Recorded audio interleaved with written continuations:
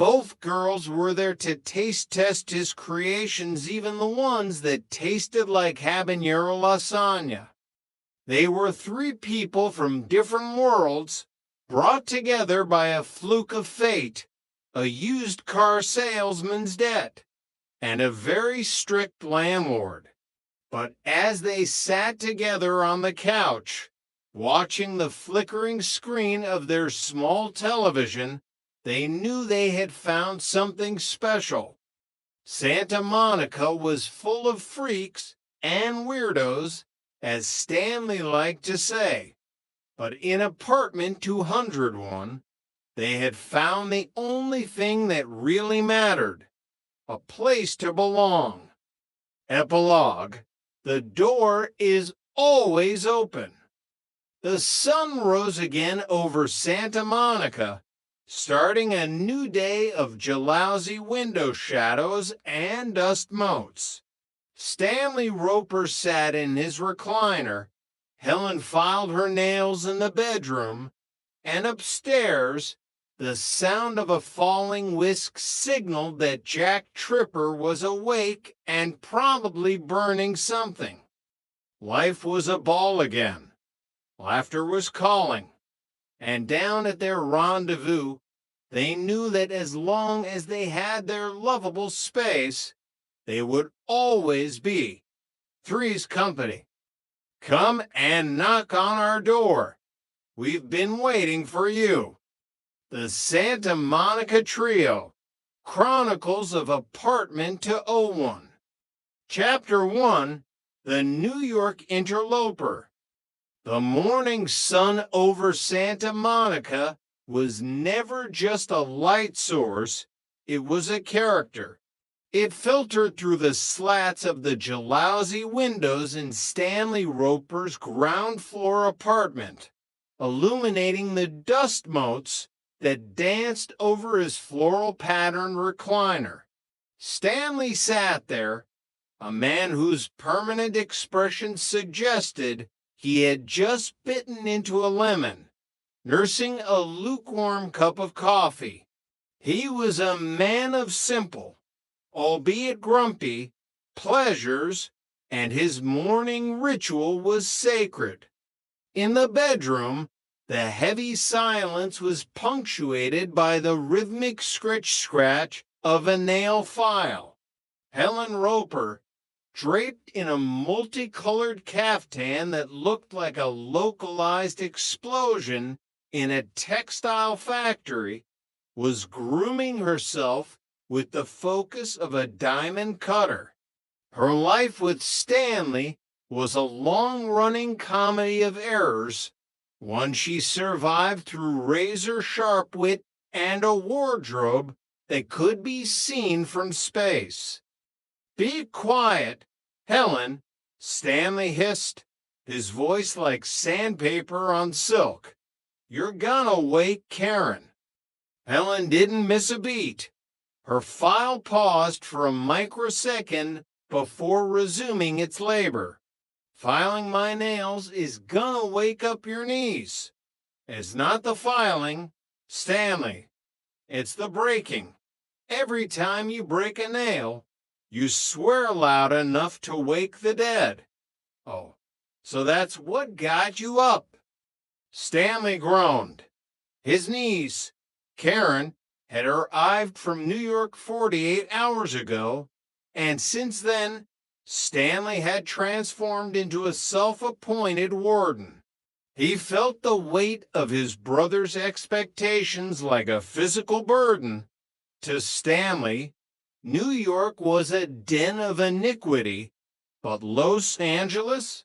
Los Angeles was a sprawling, neon-lit jungle of freaks, weirdos, and perverts. "Just hold it down, will you?" Stanley pleaded. "She flew in from New York and she's tired. You've heard of jet lag, haven't you?" Helen smirked, her eyes twinkling with a mischief that 20 years of marriage hadn't managed to extinguish. "Heard of it? I married it. You've been in a permanent state of jet lag since 1957, Stanley. You're still trying to adjust to the invention of the hula hoop. The bickering continued, a familiar ritual that served as the soundtrack to their lives. Stanley defended his itinerary for Karen Disneyland, the museum, the pier, and his exhaustive, nightly recitations of his war stories. Helen, however, saw the truth. To a 20-something girl from the Big Apple, being trapped in a ground-floor apartment with a man who could talk for 3 hours about the logistics of a mess hall in 1944 was the definition of purgatory.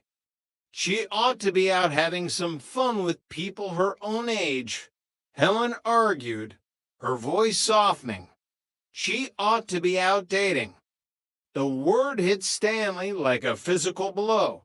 Dating. In this city, it's crawling with perverts. Helen, I promised my brother I'd take care of her. She's a sweet, innocent girl from a good family. Oh, I wasn't talking about your friends, Stanley, Helen quipped. I'm talking about someone normal. Someone safe. It was then that Helen hatched the plan. A plan that involved the Andrews sisters upstairs in apartment 201. Jana, the sensible florist, Chrissy, the blonde whirlwind, and Jack, the young man whose presence in the building was only permitted because Stanley believed him to be safe.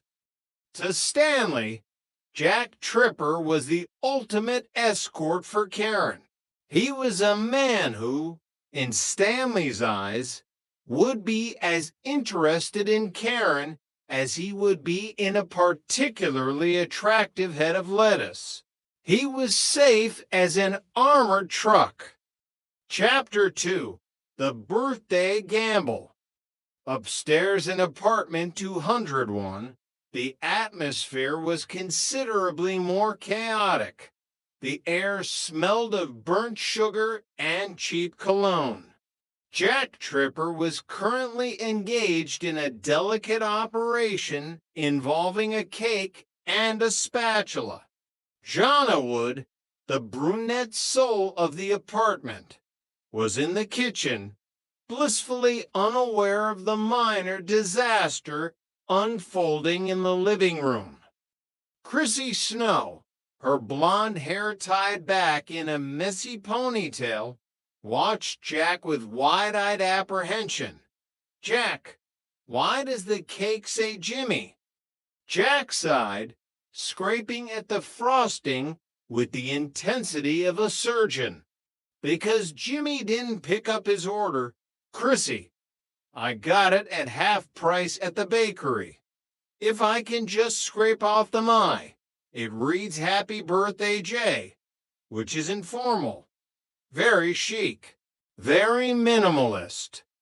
But her name is Jana, Chrissy pointed out, her logic as impeccable as it was inconvenient.